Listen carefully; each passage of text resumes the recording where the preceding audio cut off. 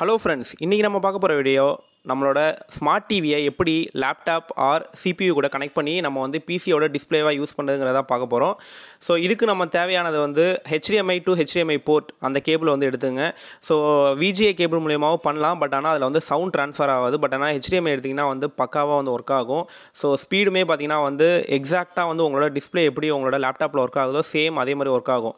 So நான் first ஸ்டெப்பாக வந்து இந்த HDMI கேபிளை எடுத்து என்னோட லேப்டாப் கூட கனெக்ட் பண்ணிக்கிறேன். நெக்ஸ்ட்டு அந்த அதர் எண்டை கொண்டு போய்ட்டு நம்மளோட டிவியோட லெஃப்ட் சைடில் ஆர் ரைட் சைடில் இருக்க HDMI போர்ட் கூட கனெக்ட் பண்ணிக்கிறேன். ஏன்னா ரைட் சைடு ஆர் லெஃப்ட் சைடில் இருக்க HDMI போர்ட் தான் வந்து நம்பர் 1 போர்ட்டாக இருக்கும். ஸோ பை டிஃபால்ட்டாகவே வந்து அது டேரெக்டாக வந்து எடுக்கும் ஈஸியாக. ஸோ இன்கேஸ் பேக்கில் உள்ளதெல்லாம் கனெக்ட் பண்ணிங்கன்னா வந்து கொஞ்சம் டைம் எடுக்கும். இல்லைனா HDMI 2ங்கிற ஆப்ஷன் நீங்கள் போய் செலக்ட் பண்ணணும். பை டிஃபால்ட்டாக வந்து HDMI 1 தான் எல்லா டிவிலையும் அதை கன்சிடர் பண்ணிக்கும். ஸோ அதனால் உங்களுக்கு ஈஸியாக வரணுங்கிறதுக்காக லெஃப்ட் சைடில் இருக்க HDMI போர்ட் 1 கூட நான் வந்து இப்போ கனெக்ட் பண்ணிக்கிறேன் என்னோட அனதர் எண்டை. ஸோ ஒன்ஸ் நீங்கள் வந்து இதை கனெக்ட் பண்ணிட்டீங்க அப்படின்னா நம்மளோட லேப்டாப்பில் F4 கீயை கிளிக் பண்ணிங்க அப்படின்னா வந்து ப்ராஜெக்ட் அப்படிங்கிற ஒரு ஆப்ஷன் ஓப்பன் ஆகும். ஸோ இது மோஸ்ட்லி வந்து எல்லா லேப்டாப்பு எல்லா பிசிலையுமே வந்து F4ல் தான் இருக்கும். ஸோ அப்படி இல்லைனா கூகுளில் போய்ட்டு ப்ராஜெக்ட் கீ ஷார்ட்கட்னு போட்டிங்கன்னா உங்களுக்கு காமிக்கும். ஸோ இதில் வந்து பார்த்திங்கன்னா வந்து பிசி ஒன்லி, டூப்ளிகேட்டு, எக்ஸ்பேண்ட் அப்படின்னு இருக்கும். நீங்கள் வந்து டூப்ளிகேட்டை கிளிக் பண்ணி ஜஸ்ட் என்டரை கிளிக் பண்ணுங்கள். ஸோ ஒன்ஸ் நீங்கள் டூப்ளிகேட்டை கிளிக் பண்ணிட்டீங்க அப்படின்னா இது எப்படி கன்சிடர் பண்ணிங்கன்னா இந்த டிஸ்பிளேவோ மாதிரியே அனதர் டிஸ்பிளே HDMIயில் கனெக்ட் ஆகிருக்க டிஸ்பிளேயோ வந்து டூப்ளிகேட்டாக வச்சுக்கோ அப்படிங்கிறத காமிச்சிரும்.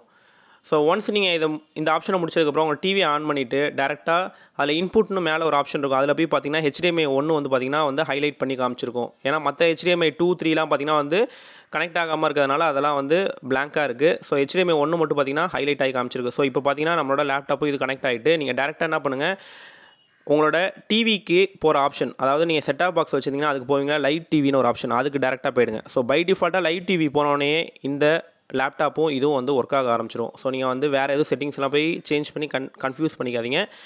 3 ஸ்டெப்பு தான். ஃபஸ்ட்டு HDMI போர்ட் எடுத்துங்க, அதை உங்கள் லேப்டாப்பையும் டிவியும் கனெக்ட் பண்ணிடுங்க. 2வது ஸ்டெப்பில் உங்களோட லேப்டாப்பில் F4 பட்டனை கிளிக் பண்ணிங்க அப்படின்னா அந்த ப்ராஜெக்ட்டுங்கிற ஆப்ஷன் வரும், அதில் டூப்ளிகேட்டுங்கிறத சூஸ் பண்ணிடுங்க.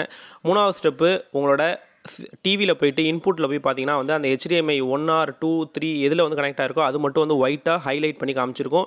ஸோ நீங்கள் டேரெக்டாக என்ன பண்ணுங்கள், லைவ் டிவிக்கு போனீங்கன்னா பை டிஃபால்ட்டாக அந்த HDMI அது எடுத்துக்கும்.